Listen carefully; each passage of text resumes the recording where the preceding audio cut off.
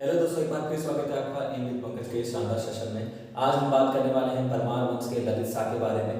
अगर आप हमारे चैनल पर नए हैं तो चैनल को सब्सक्राइब करना ना भूलें और वीडियो को ज़्यादा से ज़्यादा शेयर करना ना भूलें। अगर आपने हमारी जो पिछली वीडियोस हैं उनको नहीं देखा है तो इस वीडियो को देखने से पहले आप जो प्रीवियस वीडियो है जो प्लेलिस्ट में जाकर आप उन वीडियो को वहाँ पर देख सकते हैं। चलिए बात करते हैं आज ललित शाह के बारे में। तो भाई जैसे कि लास्ट वीडियो में हमने डिस्कशन किया था, इसके प्रदीप शाह के बारे में हमने पढ़ा था कि किस प्रकार से वहां पर रोहिलों का आक्रमण हो गया, किस प्रकार से संयुक्त सेना वहां पर हार गई।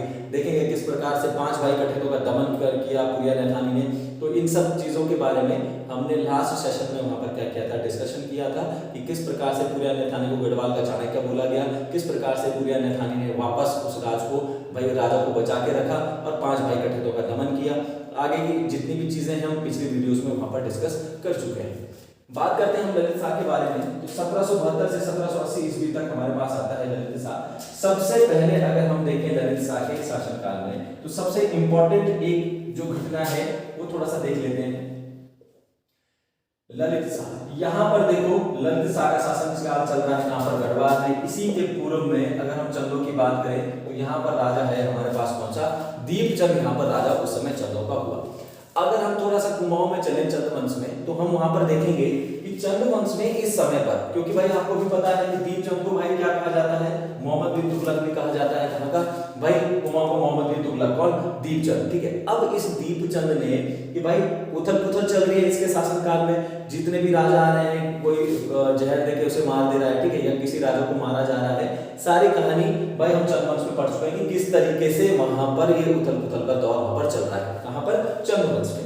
राजा है उस समय दीपचंद, ठीक है, भाई विलासी राजा है, ठीक है, किसी काम का राजा नहीं है, ठीक है। तो भाई लगभग उथल पुथल चल रही है। तो यहाँ पर एक व्यक्ति हमें देखने को मिलता है, उस व्यक्ति का नाम है हमारे पास मोहन सिंह रोतेला। कुंवर मोहन सिंह रोतेला नाम का एक व्यक्ति चंद शासन में था। और उस समय जब भाई जो इनकी जो अव्यवस्था का दौर चल रहा है, यहाँ पर क्या हुआ, 2 गुटों में बंट गया। ठीक है, 2 गुटों में कौन कौन सा, एक तो हमारे पास नाम आता है मोहन सिंह रोतेला, दूसरा नाम आता है हमारे पास हर्षदेव जोशी। ठीक है, हर्षदेव जोशी हमारे पास दूसरा नाम आता है, जिसे कुमाऊं का चाणक्य भी कहा जाता है। हमने लास्ट वीडियोस में डिस्कस किया था कि गढ़वाल का चाणक्य कौन, पुरिया नैथानी क्यों कहा जाता है, वो हम लास्ट वीडियो में डिस्कस कर चुके हैं। अगर आपने वो वीडियो नहीं देखी है तो आप प्लेलिस्ट में जाकर उस वीडियो को जरूर देखिए। तो भाई हर्षदेव जो जोशी है, हमने हर्षदेव जोशी को क्या कहा, हर्षदेव जोशी को कहा जाता है भाई कुमाऊं का चाणक्य। कुमाऊं का चाणक्य कहा जाता है किसे, हर्षदेव जोशी को। क्यों कहा जाता है, क्योंकि भाई जब ये दीपचंद ने यहाँ पर क्या किया, अर्थव्यवस्था जिनकी जो अर्थव्यवस्था है खत्म हो गई, बिल्कुल ही सब चीज खराब चौपट होने वाला था। तो उस समय मोहन सिंह रोतेला ये 2 गुटों में बट गए। अब मोहन सिंह रोतेला ने क्या किया, ठीक है, कि भाई इस दीपचंद के राजा रहते हुए भी इसने खुद को क्या कर दिया, राजा घोषित कर दिया। क्वेश्चन बन सकता है कि किस व्यक्ति के द्वारा राजा के होते हुए खुद को राजा घोषित कर दिया गया था, तो वो मोहन सिंह रोतेला था। राजा घोषित कर दिया, सारी बातें इसकी चलने लगी। भाई दीपचंद तो पहले से ही बेकार है, ठीक है, राजा लायक तो है ही नहीं, ठीक है, केवल बना हुआ है। लेकिन हर्षदेव जोशी ने यहाँ पर देखा कि स्थिति धीरे धीरे क्या हो रही है, लगातार दिन प्रतिदिन क्या होती जा रही है, खराब होती जा रही है। उस समय कोई भारी ताकत ही नहीं, क्योंकि भाई चंदों का भी यहाँ पर कुछ रोल है नहीं, ठीक है, मुगलों का भी कोई रोल यहाँ पर है नहीं। तो भाई क्या किया जाए, उस समय एक शक्ति गढ़वाल का, दूसरी शक्ति भी इनके ठीक पड़ोसी मुल्क में क्या है, एक उभर कर सामने आ रही है धीरे धीरे, नाम है परमार वंश और राजा है उस समय कौन, ललित शाह। अब ललित शाह को हर्षदेव जोशी ने क्या किया, ललित शाह को एक निमंत्रण दिया। निमंत्रण क्या था कि भाई आप क्या करो, अपनी सेना के यहाँ पर भाई स्थिति खराब है और आप अपनी सेना के साथ यहाँ पर आओ और युद्ध करो, ठीक है, और इसको भाई इस राज को अपने राज में मिला। भाई ये बात सही लगी ललित शाह को, और ललित शाह ने अपनी सेना तैयार की और अपनी सेना में अपना छोटा बेटा दूसरे नंबर कौन, प्रद्युम्न शाह को अपने साथ लेकर यहाँ पर एक युद्ध होता है इतिहास में। इस युद्ध को बगवाली पोखर के युद्ध के नाम से जाना जाता है। बगवाली पोखर का युद्ध कब, 1779 में बगवाली पोखर का युद्ध होता है। किसके बीच, मोहन सिंह रोतेला और भाई गढ़वाली जो राजा है कौन सा, ललित शाह के बीच ही युद्ध होता है बगवाली पोखर नामक स्थान पर, इसलिए बोला गया बगवाली पोखर का युद्ध हुआ। युद्ध में भाई यहाँ पर ललित शाह की सेना जीत गई, यानी गढ़वाल का राजा जो है वो जीत गया। और गढ़वाल का राजा जब जीता तो भाई इसने अपने पुत्र, कौन है पुत्र उस समय जा रखा है इसके साथ, प्रद्युम्न शाह को, अपने पुत्र प्रद्युम्न शाह को क्या बना दिया, कुमाऊं का राजा बना दिया। देखिए अगर हम परीक्षा दृष्टिकोण से थोड़ा सा इस चीज को समझें तो दो बार इतिहास में ऐसा हुआ है। देखो पंवारों और चंदों के बीच लड़ाई तो चलती रही, ये हम पहले से ही देखते हुए आ रहे हैं, ठीक है। लेकिन अगर हम राजधानी पर बात करें कि किसी ने राजधानी पर क्या किया है भाई, कब्जा किया है, तो वो इन दो लोगों ने। इसने तो पहला आता हमारे पास जगत चंद, लास्ट वीडियो में हमने डिस्कस किया था 1709 ईस्वी में, जब उसने गढ़वाल को क्या कर लिया था, जीत लिया था, श्रीनगर को, यानी राजधानी को अपने कब्जे में कर लिया था। लेकिन ये तो हुआ कि कुमाऊं के यानी तीन चंदों ने परमारों की राजधानी कब किया, तो 1709 ईस्वी में जगत चंद के नेतृत्व में, ठीक है।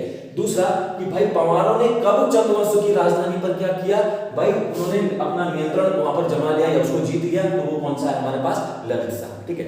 तो ये चीजें आप ध्यान रखना, दो बार हुआ है भाई, बवाली पोखर के युद्ध में गढ़वाल सेना ने कुमाऊं पर अपना कब्जा कर लिया, और भाई अगर हम देखें तो 1709 ईस्वी का जो युद्ध होगा जगत चंद का, वहां पर चंदों ने जो पंवार है उनकी राजधानी पर कब्जा कर लिया। दो बार ऐसा इतिहास में हुआ है। अब बात करते हैं इस बवाली पोखर के युद्ध में, जीत गई भाई सेना, तो भाई प्रद्युमन शाह को क्या बना दिया गया, कुमाऊं का राजा बना दिया गया, और हर्षदेव जोशी को क्या कर देगा, उसका सर्वोच्च अधिकारी नियुक्त कर दिया गया, किसका, प्रद्युमन शाह का। तो भाई बद्रीधर पांडे के अनुसार अगर हम बात करें तो प्रद्युमन शाह को वहां पर कुछ जो इतिहासकार हैं वहां पर कहा जाता है कि प्रद्युमन शाह को प्रद्युमन शाह ना कहकर प्रद्युमन चंद के नाम से भी इसने वहां पर क्या किया, राज किया, किसने, प्रद्युमन शाह ने या प्रद्युमन चंद ने। चलिए दूसरी बात करते हैं, अगर हम, ये तो इंपॉर्टेंट चीज है इसके शासनकाल की, देखिए शासनकाल ही इसका क्या है, बहुत ज्यादा कम इसका शासनकाल है, और अपने शासनकाल में भाई ये तो अगर हम देखें कि एक आमंत्रण था, लेकिन इसने क्या किया भाई, अगर हम बोले तो 1778 और 1779 में इसने क्या किया, ठीक है, सिरमौर का आक्रमण, इसने सिरमौर का आक्रमण यानी साम्राज्य विस्तार की, इसके पूर्वजों की जो साम्राज्य विस्तार की नीति थी, तो उस नीति के तहत ये चला और सिरमौर पर इसने आक्रमण कर दिया, लगभग 78 और 79 में इसने अटैक कर दिया।